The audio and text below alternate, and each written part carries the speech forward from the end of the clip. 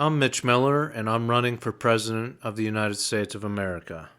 Hey, all you space cats. Welcome to the Black Hole Podcast, Season 7, Episode 8. I'm Mitch Miller, your host, presidential candidate, the most neutral person in the world, and the most transparent candidate and agent for truth and justice in the world. So we talked on the last episode about how I would try to help farmers stand up to these corporations and these corporate communists. And I have ideas for farming and where it can go into the future in a rational manner. Now, I said that these corporations are trying to establish a sharecropping system where they own all the crops, but the farmers can own the land. Well, and then here's the catch: if you don't buy our genetically modified seeds, your land is basically worthless, right? So you have no choice but to start drinking the corporate communist Kool-Aid and using these GMO seeds and whatever else they try to tell farmers they should do with their land. So today I'm going to talk about commercial drivers, right? People that hold CDL licenses, commercial driving licenses, truckers, semi-tractor trailer drivers, bus drivers, all the way down to, taxi drivers and ride-sharing drivers, right? Because, look, I'm against self-driving vehicles on the roads of the United States of America. I'm just going to come out and say that. You can say that's a conservative thought process. I think it's a rational thinker type of process. I mean, look at the history, look at where we're at. Technology is always used in the most profitable ways, not the best possible ways. Sometimes it's used in the best possible ways, but rarely. And that profit goes to the corporate communists. Most of that profit goes straight up to the corporate communists. So I'm going to be questioning anything they're trying to do, especially when it comes to our publicly owned roads and throughways, and putting 3,000, 4,000 pound self-driving robots on the roads. I mean, it doesn't make sense to me. The only way I would be on board for self-driving vehicles is if their communication systems communicated with data lines buried under the roads. Okay? And I think if we get behind this idea, we can get these investments into self-driving to pay for a lot of our infrastructure here in the United States so that the taxpayers aren't burdened with it entirely and then putting robots on the road, right? If they want to venture capitalist money into self-driving cars and they want to invest in this, then you have to bury your data lines and invest in the paving and whatever other infrastructure is under that road to make it right. So let's make these corporate communists pay for the infrastructure if they're going to put these vehicles on the road. Now, I think we should make vehicles safer instead of automating every feature. And I'll get into this, but we didn't try to make the cars alert us in different ways. I mean, there's some features that do that, but I guess what I'm saying is we could make the cars safer without the automated autonomous systems, and you might have to receive a little bit more training at your driver's education training. But here's the thing. We have a car culture here in the United States, right? We've always had this car culture. And 50% of the people in the United States enjoy driving cars. They collect them. They drive motorcycles for their leisure. That's, that's just a guess, but I'm saying around 50% of U.S. citizens enjoy driving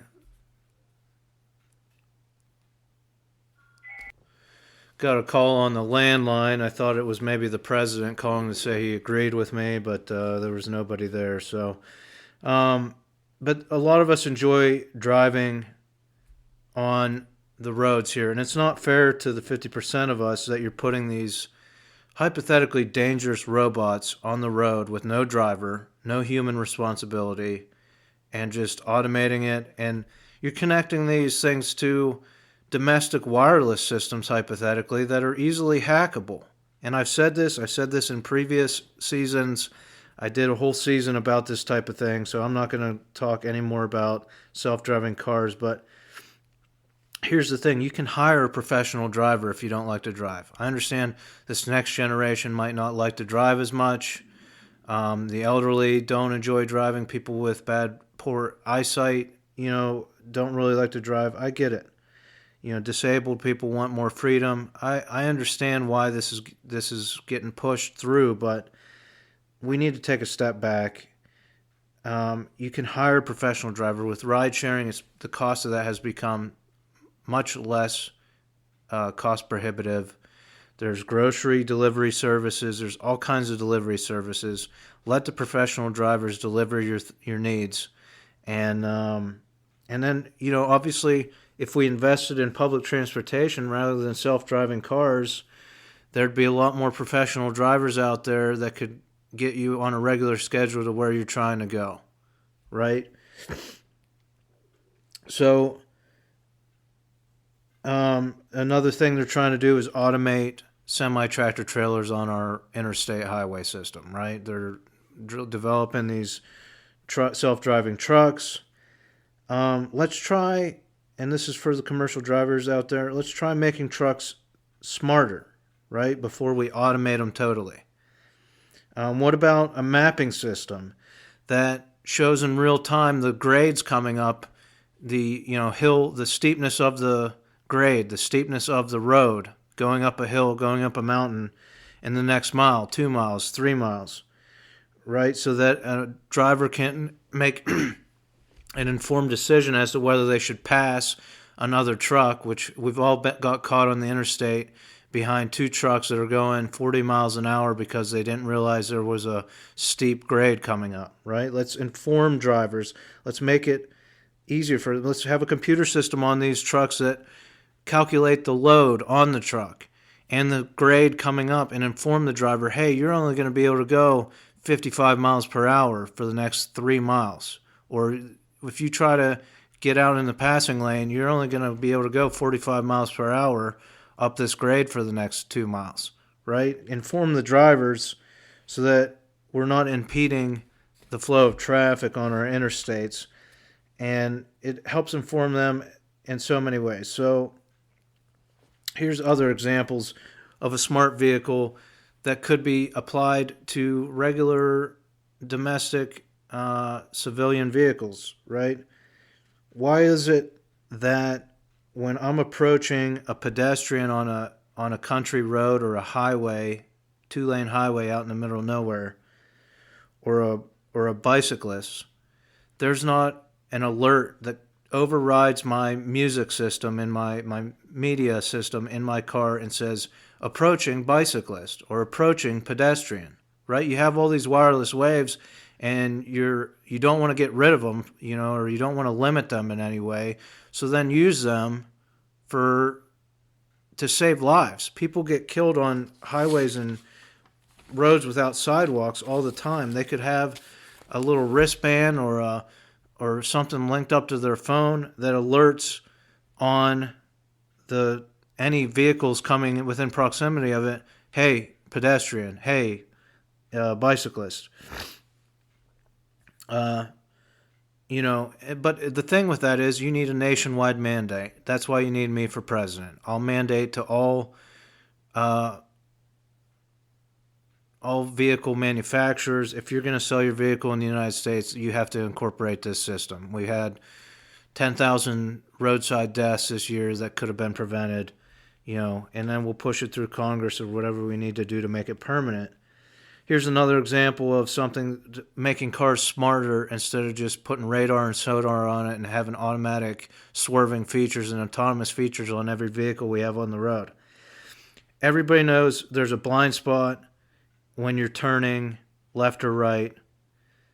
You see it in cities, especially it happens at night. I know on my old truck, the beam that comes down that holds the windshield. If you're turning right and there's a crosswalk right there, and the person just happens to line up with that beam coming down perfectly, you're going to almost hit a pedestrian, right? There's that blind spot when you're turning left or right, and at slow speed, and I've scared the heck out of myself before doing it.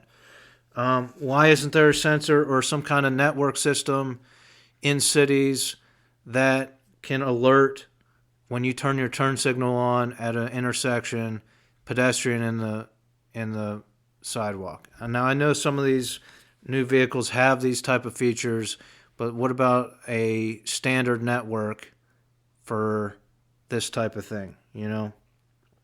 So, and some auto manufacturers are incorporating this type of technology, but I think we need to make a blanket statement that before you automate certain features of a vehicle, you have to make every effort to inform the driver.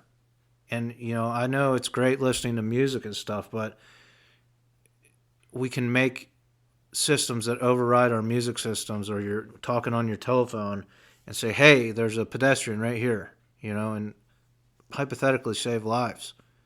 So, you know, did we try to alert people via the speaker system before we automated all these features? I don't know that we did. And now we're testing autonomous vehicles, and we have millions of vehicles with semi-autonomous features on them on our United States roads. And my question is, what's going to happen when these autonomous features start to malfunction, right? Now, I have a plan to address it, you know, and that's, I think, something every president should bring to the table, but I'm not going to go into that right now. All right, something else for CDL holders, commercial driver's license holders. I'm going to start a nationwide program for charging stations. I know this has already begun by the Biden administration, but we're going to focus on national parks and eventually expand it to state parks and their campgrounds, specifically their campground areas. Because I came to this idea after the pandemic, or during when the pandemic was almost over. A lot of local schools around, at least my city, were having a problem finding school bus drivers, and these people have to hold a commercial driver's license, obviously. So I thought, you know, bus driver, it's we need these professional drivers. Let's make it so that a younger generation want to be bus drivers. So this is kind of my idea. The charging station program would partner possibly with a private technology firm, kind of like our ride-sharing firms, but they would focus on delivering electric vehicles to these campgrounds at state, national parks. They would be parked at a site. There'd be designated sites there. And, you know, school bus drivers, they get 3 months off in the summer usually. So this private tech developer will develop an app, and bus drivers can use an app to coordinate driving people's recreational vehicles, their RVs, these big camper buses, right? And this helps out all these people trying to retire and go RVing around the United States, or even young people that want to go RVing around the United States. You can use this app to hire a professional bus driver, mostly school bus drivers, and they'll drive your RV to the destination, and then, you know, these bus drivers throw in their tent and their gear in the RV, drive to that state, federal park, whatever campground. They throw up a tent, camp a couple of days. They have access to that electric vehicle that's parked there at the charging station. They can go check out the park. They can do whatever they want with that vehicle, stay a couple nights. Then their next job is lined up for another RV 2 days, 3 day driving in an RV, right? So they take their EV and maybe they drive to a private campground, private RV resort, meet up with the next family. That EV is left at that resort, and it's coordinated through the company or through the program to get it back to the state or federal park to plug into the charging station. The bus driver drives that family to their destination. Maybe they stop and visit a couple places, and so on and so forth. So it's a nationwide network of commercial drivers that can drive RVs in the summertime and then drive school buses through the school year. And I think it's a fun program. I think it's a good idea. Helps a lot. It helps people who are retiring. You can keep your RV till you're 80 or 90 years old, 85 years old, and someone will drive it around for you. Now, you're going to have to pay for this service, obviously, but I think it's worth it, and I think it will appeal to a lot of people retiring, and it'll help a younger generation say, you know what, I'm just going to be a school bus driver because I can see the whole United States of America in the summertime.